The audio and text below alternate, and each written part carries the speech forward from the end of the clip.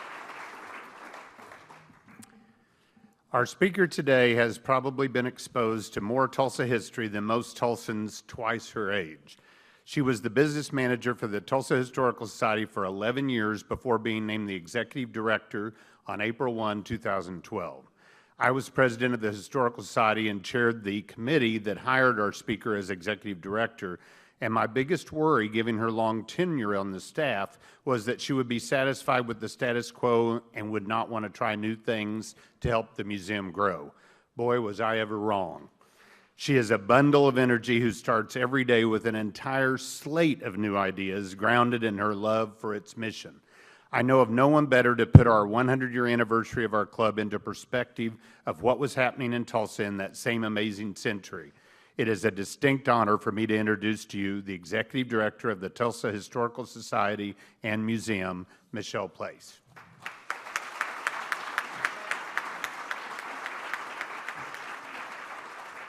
Well, good afternoon. It's great to see lots of friends here on this beautiful March day. I was a little concerned when my good friends Jean and Ed started down this timeline, or that they were going to give my speech, basically. So only the one thing of the women joining Rotary, and I have all different stuff. Well, I'm excited to be here today. Thank you so much for this invitation to come and share just a small part of Tulsa's history.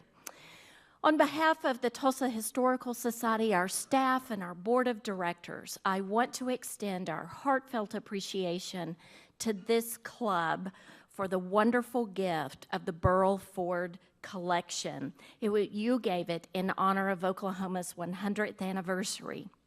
Many of the photographs that I'm going to show you today come from that collection, and I assure you it is a priceless gift. I want to particularly thank Matt Davis and Karen Keith, Jerry Cornelius, Tim Colwell, Linda Saferight, and many others who made it possible for us to keep this collection in Tulsa where it belongs. Thank you so much for your efforts. While there is still a significant amount of processing that needs to be done on that collection, much of the archives can be searched online through the Tulsa City County Library. It's on their website, and you go to the Burrell Ford collection. The original photographs and the documents are housed at the Tulsa Historical Society and Museum in our collection, and they are available for research by appointment only. By appointment only. Did you catch that part? Okay, good. All right. Oh, I left my little thing. My clicker. Thank you. All right. Well, today I've been asked to come here to help celebrate this club's 100th anniversary. So Matt gave me a list of some of the most significant dates within your club's history, and my job is to set the scene to tell you what else was going on in Tulsa at the time. Trust me, this is a very daunting task because I only have 20 minutes, and so I'm going to talk real fast, and hopefully you all will be able to listen as fast as I'm going to talk. So let's start with the beginning of the club's history. This is a scene of Tulsa in the 19-teens.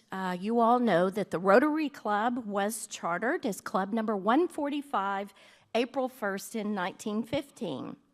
Tulsa in the 19-teens certainly was a bustling place. The town had become part of a new state, and it was fortunate enough to be located close to those great record-breaking oil fields, the Glenpool and the Cushing oil discoveries. And that brought a rush of laborers and oilmen alike into northeastern Oklahoma. So there's a shot of the Glenpool field. Now, these oil field discoveries brought a tremendous amount of money and support industries to the area. Aspiring oilmen moved their businesses and their families to Tulsa, and they began to build the skyline and their grand homes. It was just after the turn of the century, the Industrial Revolution was in full swing and new building techniques were being invented. Particularly the advent of steel was important because that meant that buildings could soar to new heights. Well, at the time, anything that was over 10 stories was considered to be a skyscraper. that old money could bring the finest of architects, of artisans, and building materials to the middle of America. Literally, these artisans, architects, and materials came from all around the globe. Between 1916 and 1921, there were more than $36 million in building permits issued, and that translates into about $5.4 billion today. Tulsa was intent on becoming a modern city with all the comforts and the conveniences and certainly culture that every other metropolitan area enjoyed. Tulsans wanted to emulate Chicago and New York and Los Angeles. This is a photograph, as it says at the top, of the Grand Opera House in 1919. It was built in 1905. Tulsa didn't have running water at the time. We didn't have electricity, but the city founders were determined that we would have an opera house. But this photograph is the inside from 1919. It was in 1918 that the Rotary Club of Tulsa reached out to sponsor other clubs. That was the Sapulpa and the Veneta clubs. And club members were setting the example of giving back to one's community. Well, in partnership with the First Presbyterian Church, the two groups joined to found the Tulsa Boys Home in 1918. And this was after they found two little boys who ended up being the first residents of the boys' home who were sleeping in a cardboard box in an alleyway. A year later, the club helped to found the Children's Medical Center. Yeah, do you see that ice? It's in a parade, the People's Ice Company. Well, Tulsans began to embrace parks and zoos and parades and movie theaters and also sports. Well, the foresight of the city leaders put the community on steady footing by expanding and diversifying the business and the cultural landscapes, and rightfully claimed the moniker, the oil capital of the world. As war raged in Europe, Tulsa Rotarians sold more than $800,000 in Liberty bonds. And this is a photograph of people gathering at a Liberty bond sale, sort of a promotional marketing tool, if you will. Oklahoma also supplied lots of livestock and food in addition to the oil for the war efforts. As the 20s roared into Tulsa, the city was booming and it had become one of the fastest growing communities in the country. Oil companies demonstrated their strength by building their own skyscrapers. Exhibiting their grandeur also meant using the newest styles in architecture, which would later become known as Art Deco. Tulsa truly was a magical city. But one of the most significant events of the decade was Tulsa's 1921 race riot. Following World War I, Tulsa boasted one of the most affluent African-American communities in the country, and it was known as Greenwood and also as Black Wall Street. Well, details of the event vary from person to person, but there's no doubt that more than 35 blocks were burned. Tulsans, both black and white, were killed and countless were injured. Greenwood was decimated. What did remain and rose like a phoenix from the ashes was Greenwood's spirit and its resiliency. In 1923, the organization of the International Petroleum Exposition began, and it continued for decades. So this is one of the earliest photographs from that IPE. Two racehorses owned by Tulsans won first and second place in the Kentucky Derby, but the year also had its downside. The Arkansas River flooded twice, and it damaged a lot of structures, including the shutting down of lots of oil refineries on the west side of the river. Tulsa also endured a typhoid epidemic. In 1924, the passage of a bond issue built junior high schools and realized the completion of the Spavinaw water system. This was a never-before-seen state-of-the-art project which delivered fresh, clean water to the community instead of using that salty, sandy water out of the Arkansas River. It was said at the time that if you were to take a bath, you would have to dry off and then dust off if you used water from the Arkansas River. So this photograph is the construction of the Spavinaw pipe. And I know how important clean water is to Tulsa Rotarians. I hope that you can find the time to come to the Tulsa Historical Society and Museum and see our exhibit on Spavinaw. And that's still our source of water today. It's on the second floor. I'm looking for each of you to come. All right. The last livery stable was closed in 1925, which brought an end to the horse and buggy days. So the Tulsa Model T was the most popular form of transportation in the 1920s. It was the Model A didn't come along until 1929. Well, Tulsa Rotary can definitely celebrate one of its own members in Cyrus Avery, who's known as the father of Route 66. Cyrus Avery began his campaign to create a road that would link Chicago all the way to the Pacific Ocean in Los Angeles, and Tulsa is called the birthplace of Route 66. Once completed, Route 66 took certainly an important role in Tulsa's development as a city because it served as a popular rest stop for travelers along America's Main Street. Today, hundreds of thousands of visitors are traveling this road, seeking Americana, if you will. And I strongly believe that Tulsa is behind in welcoming these international guests to our community. Remember, these international guests have lots of money to come here, and they would spend it in Tulsa if we would welcome them. That's sales tax revenue. There's my little plug. How's that? Despite the 1929 stock market crash, fortunately for Tulsa, the oil industry did avoid much of that initial pain of the Great Depression. Tulsa was able to end the decade better off than many of other American cities, but things were certainly about to change. The 1930s was a decade of bad luck in many ways. Even the ever-reliable petroleum industry fell apart. It was that discovery of the black giant down in East Texas and that sent oil prices plummeting. Prices were already down to a wartime peak of $2.25 per barrel, and it fell to 10 cents a barrel.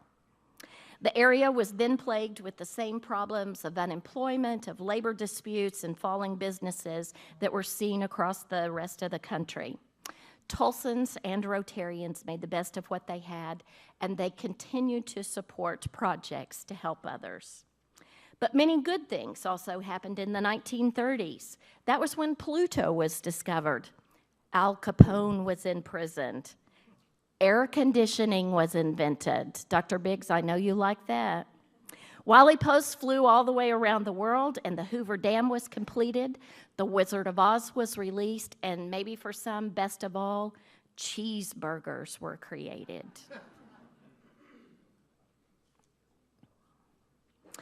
During the 1940s, Tulsa's raised funds to capture the War Department's attention by approving a $750,000 bond, which would attract an aircraft plant to the city. By the summer of 1942, the plant was completely operational, and they employed 15,000 men and women. Rosie the Riveter was right here in Tulsa, Oklahoma. It led the Douglas Bomber Plant led the way for what we know now as American Airlines. The Douglas Bomber Plant also assembled the B-24 Liberators and the A-26 Invaders. Well, wartime industries brought thousands of jobs to Tulsans, reversing that decline in population that had occurred over the previous decade. Tulsa contributed to the war effort in a number of ways, and in this photograph you'll see children who have collected scrap iron and brought it to the movie. Maybe they got in free that day. Women also went to work, and everyone planted a victory garden. Families were separated. Goods were rationed, and many Rotarians answered the call to serve their country. The 40s were filled with hard work, with sacrifice and determination on everyone's part, and yet people did still find time for fun and leisure. Anyone go to the Delman Theater? Yeah. They watched films in glamorous movie theaters that had been built in decades past, as well as in these newer theaters that were making their way out of the central business district as we see the rise of the suburbs.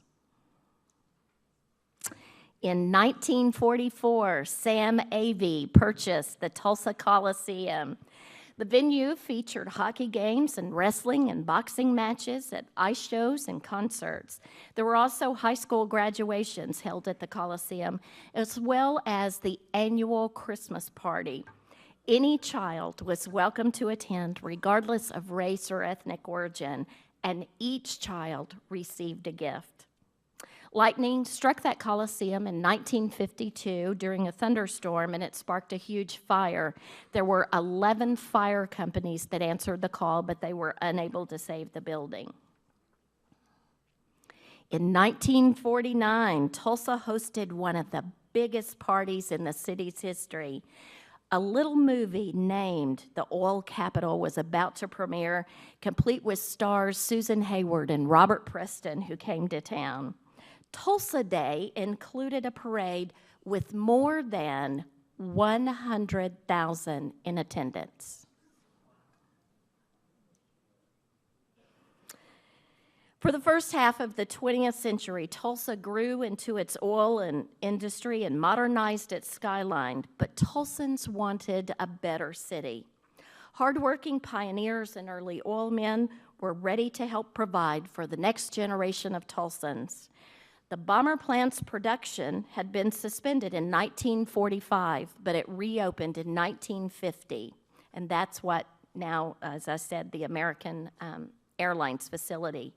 By 1950, Time magazine had named Tulsa as America's most beautiful city. The Tulsa sound, a variation of that rockabilly and the blues and the rock and roll, was started largely and developed by local musicians J.J. Cale and Leon Russell. But in the 1968, the Rotary Men of Note joined the music scene. Hey, and I saw that album out there. I want to listen to that. Well, continuing in that spirit of giving back to our community, the Rotary Club of Tulsa Foundation was established in 1972, and since then, more than $1 million has been distributed. In 1982, Rotary Club of Tulsa launched Camp Enterprise. That's, as you all know, a leadership camp for future entrepreneurs.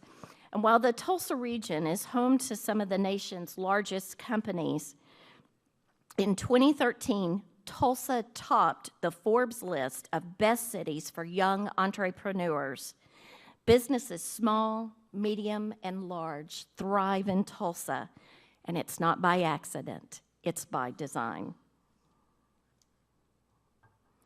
Area Rotary clubs began the Polio Plus campaign in 1989, raising in excess of $450,000. That's enough money to immunize 75,000 children. Now, if you want a truly up-close and visual look at the horrors of polio, if you'll come to the Tulsa Historical Society after the 1st of April for opening of our 1950s exhibit, we have one of these iron lungs on exhibit courtesy of the St. John Health System. A national recession greatly affected the city's economy in the early 1980s as areas of Texas and Oklahoma who were heavily dependent upon oil suffered. The fall of gas prices and the exodus of many oil industries hurt our community. Tulsa was heavily dependent on the oil industry. We were one of the hardest hit cities. But by 1992, the state's economy had recovered, but leaders worked to expand our sectors unrelated to oil and energy. The 1990s saw economic diversification in healthcare, in communications, in aerospace, and manufacturing. In 2004, the Tulsa Historical Society opened its doors on Peoria Avenue, opening our museum. Our first exhibit was called Purchase to Pioneers, which celebrated Oklahoma's story from the Louisiana Purchase into our city's 100th anniversary. It was in 2007 that the Rotary Club of Tulsa signed the contract, making possible the donation of the Burrell Ford collection. Well, I could go on and on and on about Tulsa's accomplishments, about our history, and about our culture, but I'm running out of time. I'd like to leave you with just a couple of observations. I think that one of the most important factors in Tulsa becoming the wonderful city that it is today has been that commitment and the ownership of our citizens to this community. The likes of Thomas Gilcrease, of W.G. Skelly, of Wade Phillips, W.K. Warren, John Hope Franklin, the Zeros, the Schustermans, the Kaisers, the LaFortunes, and so many, many others who paved that way, and they set the example for all of us. Each of them gave so much to our city through beautiful office buildings, churches, synagogues, mosques. They provided funds for public schools and universities, for museums, for convention halls, for football stadiums, Boy Scout and Girl Scout camps, hospitals, airports, water systems, radio stations, televisions, newspapers. They showed us how to support the arts and to support culture. And today, Tulsa has a world-class ballet, an opera company, a zoo, museums, an aquarium. Tulsa certainly is experiencing new and renewed interest and greater commitment to the arts with the revitalization of our downtown in the Brady District. But Tulsa is not thriving just because of those oil men. It takes each and every one of us. We have to take ownership at all socioeconomic levels. I ask you, if not you, then who? Those who have gone before us have left us with an understanding of the importance of public and private partnership and how to build a community. It's the gift of memory that enables us to learn the lessons of the past. In the words of our good friend Clifton Talbert, class is open at the Tulsa Historical Society and Museum. Thank you.